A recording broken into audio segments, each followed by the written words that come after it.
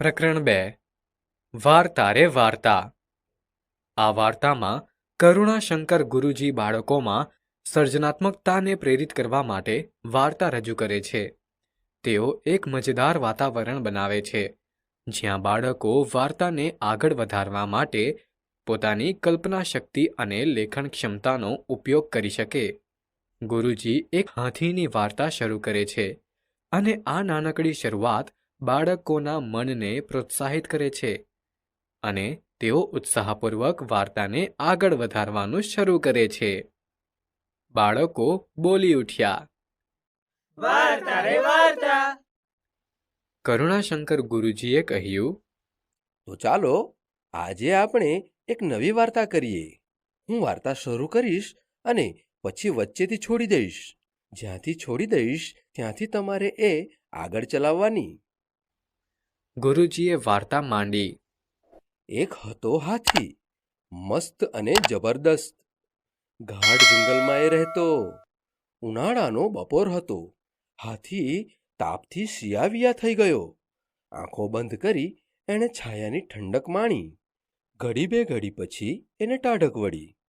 આંખ ઊંઘાડીને એણે જોયું તો આંબા પર લૂંબે ને ઝૂંબે કેરીઓ લચી રહી છે. હર્ષદે વાત ઉપાડી લીધી.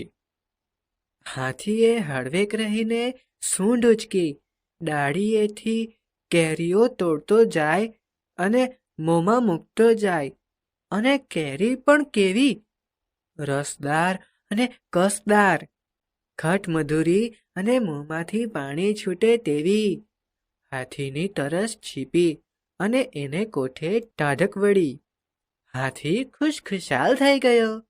માથું હલાવતો, કાયા ડોલાવતો, સૂંઢ ઉછાળતો ગેલમાં આવી ગયો.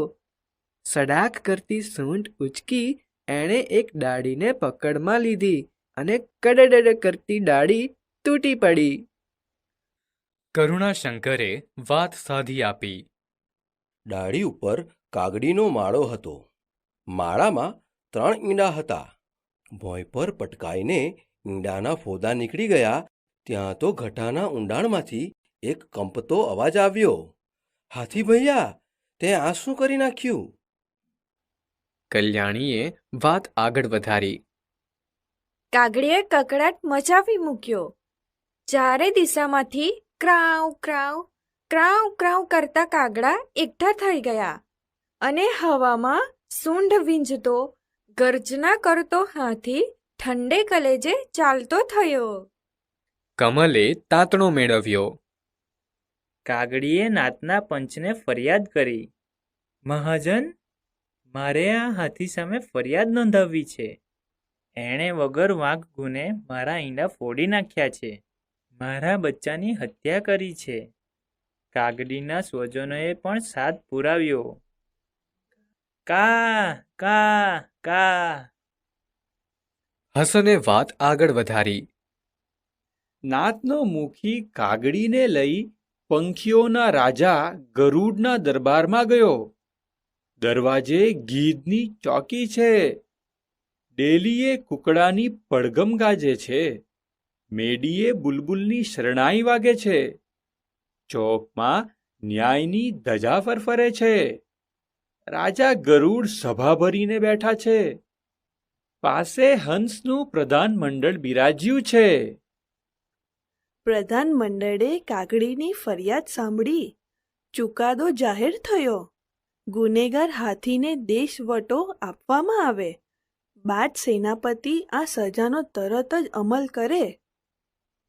સેનાપતિએ બાજ સૈનિકોની ટુકડી સજ્જ કરી. હાથીની શોધ આરંભાઈ. હવાઈ તપાસ શરૂ થઈ. સરોવરને માથે આવીને હવાઈ ટુકડી થંભી.